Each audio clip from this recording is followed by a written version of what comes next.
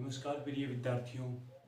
आज मैं आपके लिए ऑनलाइन क्लास में लेकर आया हूँ आगामी स्तर में होने वाले कक्षा 10 के विद्यार्थी, यानी 2020 और 21 में जो कक्षा 10 के विद्यार्थी हैं उनके लिए संस्कृत विषय का पहला पाठ जो हमारे पाठ्यक्रम में लगता है वो है जय सुर भारती।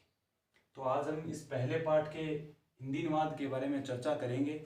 देखिए, एग्जाम की दृष्टि से आपको पता होना चाहिए भी हमारे पाठ्य पुस्तक है कक्षा 10 की जो स्पंदना, उस स्पंदना पाठ्य पुस्तक में से क्या क्या चीज़ें आएगी वो आपको पता होना चाहिए। तो सबसे पहले मैं आपको बता देता हूँ, हमारी पाठ्य पुस्तक में से हिंदी व्याख्या, संस्कृत व्याख्या और प्रश्नोत्तर, ये पेपर में प्रश्न आते हैं इनके। तो आज हम अध्ययन करेंगे हिंदी अनुवाद का। हिंदी अनुवाद से आप किसी भी पाठ का अगर आपको हिंदी अनुवाद याद होता है तो उससे आप उसकी आसानी से हिंदी व्याख्या, संस्कृत व्याख्या और उस लेसन से संबंधित जितने भी प्रश्नोत्तर हैं उनको आप आसानी से याद कर सकते हैं। तो आज हम अध्ययन करेंगे हमारा कक्षा 10 विषय संस्कृत का जो प्रथम अध्याय है जय सुर भारती। और हमें प्रत्येक लेसन में अगर कोई लेसन किसी कवि के द्वारा रचित है तो वो कवि का नाम, और किसी ग्रंथ से संकलित है तो हमें उस ग्रंथ का नाम याद रखना होगा, क्योंकि ये हमें व्याख्या में उस समय लिखने होते हैं जब हम प्रसंग लिखते हैं। तो ये हमें याद होने चाहिए। और आपसे एक निवेदन भी है कि अगर आपको ये अच्छा लगे, पढ़ाया हुआ आपके पहला लेसन एक बार दो बार देखने से याद हो जाए, तो हमारे YouTube चैनल संस्कृत ज्ञान को आप सब्सक्राइब करें, इसे लाइक करें, और इस पाठ के बारे में आपको कोई भी और अन्य प्रश्न आपके दिमाग में आता है तो वो आप हमें कमेंट के जरिए जरूर भेजें। तो आज हम अध्ययन करेंगे पहला पाठ कक्षा 10 संस्कृत का जय सुर भारती। तो सबसे पहले आपको याद रखना है, जय सुर भारती पाठ के जो कवि हैं वो है डॉक्टर हरिराम आचार्य। ये आपको याद रखना है। जय सुर भारती पहला लेसन कक्षा 10। जय सुर भारती के जो लेखक हैं वो है डॉक्टर हरिराम आचार्य, और यह किस ग्रंथ से संकलित किया गया है, उस ग्रंथ का नाम है मधुछंदा। तो आपको ये याद होना चाहिए, जय सुर भारती जो अध्याय है वो डॉक्टर हरिराम आचार्य के द्वारा रचित मधुछंदा ग्रंथ से संकलित है। ये आपको याद होना चाहिए। अब इसमें निहित 4 श्लोक हैं पहले लेसन में, उनका हम बार बार ही अध्ययन करेंगे।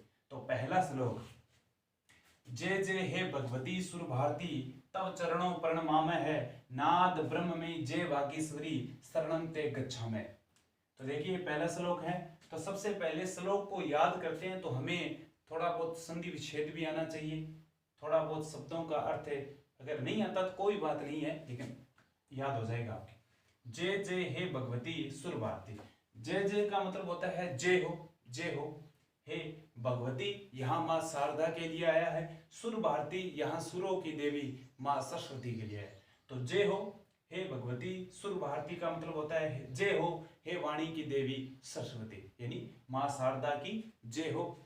तब चरणों प्रणमाम है, तब होते हैं तुम्हारे, चरणों होता है पैरों में, चरणों में, प्रणमाम मिस होता है हम प्रणाम करते हैं। ये प्रणमाम है बहुवचन की क्रिया है, इसलिए यहां हम शब्द दिया हुआ नहीं है, लेकिन जब हम हिंदी अनुवाद पढ़ते हैं तो बहुवचन में वो तवम, युवाम, अवाम, अहम, अवाम, वयम, वयम का मतलब होता है हम सब। तो उसकी क्रिया है लास्ट वाली, जैसे गच्छामि, प्रणमामि है, तो ये बहुवचन की क्रिया, इसमें हम सब का प्रयोग करते हैं। तो तुम्हारे चरणों में प्रणमामि मींस प्रणाम करते हैं, अर्थात हम सब तुम्हारे चरणों में प्रणाम करते हैं। तो इस लाइन का द्वारा अर्थ देखिए, जय जय हे भगवती सुर भारती, जय हो हे भगवती सुर भारती वाणी की देवी सरस्वती, तुम्हारी जय हो, हम सब तुम्हारे चरणों में प्रणाम करते हैं। नाद ब्रह्म में जय वागीश्वरी, यहां नाद शब्द का अर्थ है, नाद का मतलब है शब्द से, और ब्रह्ममयी का अर्थ होता है जहां पे ये मई शब्द लास्ट में जुड़ जाए वो होता है युक्त, किसी चीज से युक्त हो जाना। तो देखो ब्रह्ममयी होता है ब्रह्म युक्त, यानी शब्द ब्रह्ममयी युक्त वाणी, शब्द ब्रह्ममयी युक्त वाणी, यानी ब्रह्म शब्द युक्त वाणी। तो शब्द ब्रह्म में युक्त वाणी जय वागीश्वरी, जय मिस जय हो वागीश्वरी, यहाँ वाक प्लस ईश्वरी अर्थात वाणी की देवी। तो शब्द ब्रह्म में वाणी युक्त हे वागीश्वरी तुम्हारी जय हो, हे वाणी की देवी सरस्वती तुम्हारी जय हो। शरणम ते गच्छामि है, शरणम होता है शरण में, ते होता है तुम्हारी, गच्छामि में से जाते हैं, वर्तमान काल है, बहुवचन है तो फिर वही हो जाएगा, हम सब तुम्हारी शरण में जाते हैं। यहाँ का हम सब तुम्हारे चरणों में प्रणाम करते हैं, यहाँ है हम सब तुम्हारी शरण में जाते हैं। तो पूरा श्लोक देखिए, हे भगवती सुर भारती वाणी की देवी सरस्वती तुम्हारी जय हो, हम सब तुम्हारे चरणों में प्रणाम करते हैं, शब्द ब्रह्म में युक्त वाणी वाली हे वागीश्वरी वाणी की देवी, हम सब तुम्हारी शरण में जाते हैं। ये था हमारा पहला श्लोक। अब इसके आगे दूसरा श्लोक, तवम असी शरण्या त्रिभुवन धन्या सुरमुनि वंदित चरणा नवरस मधुरा कविता मुखरा स्मित रुचि रुचि आभरणा। अब इस श्लोक के बारे में देखिए, यहां इसके टुकड़े करेंगे तो बनेगा तवम प्लस असी, तवम प्लस असी। यहां तवम का मतलब है तुम, असी मिस हो, तुम हो, शरण होता है सहारा या आश्रय, तुम हो सहारा या आश्रय, त्रिभुवन धन्या, त्रिभुवन, यहाँ त्रिभुवन का मतलब होता है त्रयाणाम भुवनानाम समाहार, तो यहाँ मतलब हो जाएगा तीन लोक, तीन लोकों में धन्य होता है श्रेष्ठ। तो यहाँ कहा गया है मां सरस्वती के लिए कि तुम ही सहारा हो, तुम ही आश्रय हो हमारा, और तीन लोकों में क्या हो, धन्य हो। सुर मुनि वंदित चरणा, सुर होते हैं यहाँ देवता, सुर का मतलब देवता, मुनि का मतलब मुनि, वंदित मिस वंदना करते हैं, चरणा होते हैं चरणों में, मतलब देवता और मुनि क्या करते हैं, तुम्हारे चरणों में वंदना करते हैं। नवरस मधुरा कविता मुखरा, नवरस, नवरस का सीधा सा अर्थ है नौ रसों से युक्त, मधुरा होता है माधुर्य में, माधुर्य से भी युक्त है। कविता मुखरा, कविता मुखरा का यहाँ अर्थ समझना है हमें, कविता का मतलब होता है मां सरस्वती की इस वंदना को हम कविता के रूप में मुख से गा सकते हैं। तो यहाँ कविता मुखरा का मतलब होता है कविता के रूप में मुख से गाए जाने वाली, कविता के रूप में मुख से गाए जाने वाली, नौ रसों से युक्त, माधुर्य से युक्त, माधुर्य में, और कविता के रूप में मुख से गाए जाने वाली। स्मित रुचि, यहाँ स्मित मिस होता है मुस्कान, और रुचि के यहाँ दो अर्थ लेंगे, पहला अर्थ ये रुचि है और दूसरा अर्थ ये रुचि। इस रुचि का मतलब होता है मंद, और इस रुचि का अर्थ लेंगे सुंदर। तो देखिए स्मित रुचि यानी मंद मुस्कान वाली, स्मित मिस मुस्कान, मंद मुस्कान वाली, और रुचि, रुचि यहां इसके टुकड़े करेंगे तो रुचि विसर्ग प्लस आभरणा ये बनेगा। तो रुचि विसर्ग प्लस आभरणा बना, तो सुंदर आभरणा होते हैं आभूषण, सुंदर आभूषणों वाली, यहां बना सुंदर मंद मंद मुस्कान वाली, सुंदर आभूषणों से युक्त, कौन, मां सरस्वती। अब हम इसका पूरा अर्थ देखें, तुम ही सहारा हो, यानी हे सरस्वती मां तुम ही क्या हो, सहारा हो, आश्रय हो, तीन लोकों में श्रेष्ठ हो, देवता मुनि जिसके चरणों की वंदना करते हैं, नौ रसों से युक्त, माधुर्य में, कविता रूपी मुख से गाए जाने वाली, मंद मंद मुस्कान वाली, और सुंदर आभूषणों से युक्त, हे सरस्वती मां हम सब तुम्हारी वंदना करते हैं। आसीना भव मानस हंसे, ये तीसरा श्लोक है। आसीना भव मानस हंसे कुंद तुहिन शशि धवले, हर जड़ताम करो बोधि विकासम शीत पंकज तनु विमले।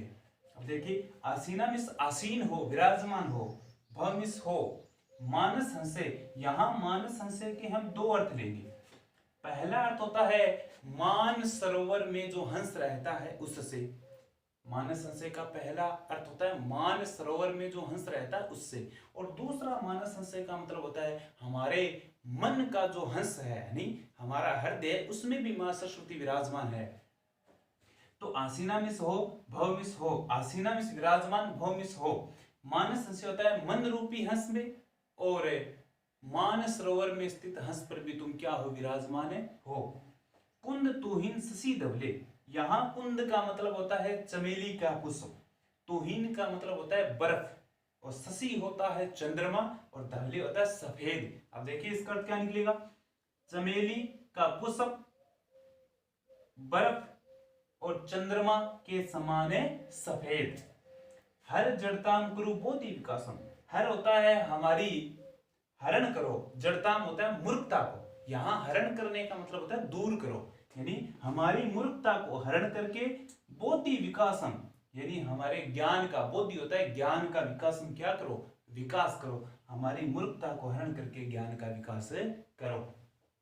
सित पंकज तनु विमले, सित का मतलब सफेद, सफेद या सवेत, पंकज का मतलब होता है कमल, तनु होता है शरीर वाली, विमले होता है निर्मल, यानी सफेद पंकज के समान, यानी कमल के समान निर्मल शरीर वाली। अब देखिए इसको पढ़ने का तरीका क्या है, इसको बोलेंगे कैसे, तो इसको हम देखो संस्कृत में श्लोक के नीचे अन्वय दिया हुआ आता है। अन्वय क्यों देते हैं, क्योंकि उसको पढ़ने का तरीका कैसा होना चाहिए, कौन सी लाइन हमें पहले पढ़नी है, कौन सी बाद में, क्रम क्या होना चाहिए, तो वो देखो। सबसे पहले हम इसकी 2 नंबर लाइन पढ़ेंगे। क्या है 2 नंबर लाइन, यही आपको लिखनी है संस्कृत वाक्य हिंदी वाक्य में। कुंद तुहिन शशि धवले, चमेली का पुष्प बर्फ और चंद्रमा के समान सफेद,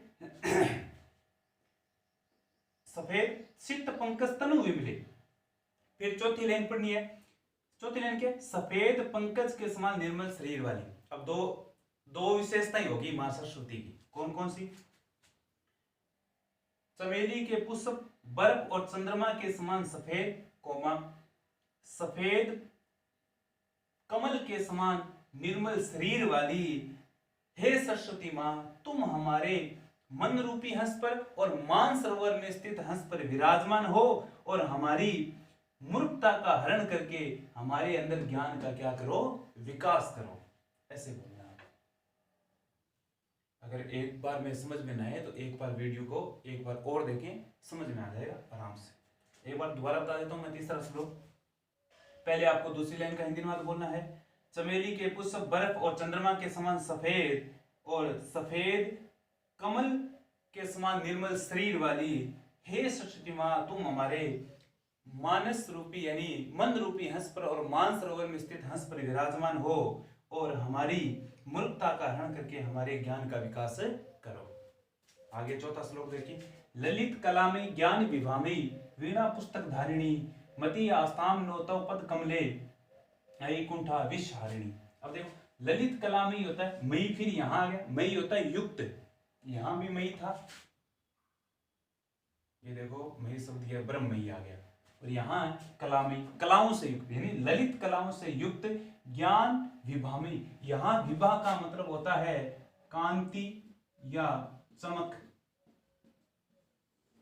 तो यानी ज्ञान रूपी चमक से युक्त, ज्ञान की कांति या चमक से युक्त। वीणा पुस्तक धारिणी होता है वीणा पुस्तक को धारण करने वाली, वीणा पुस्तक को धारिणी होता है धारण करने वाली।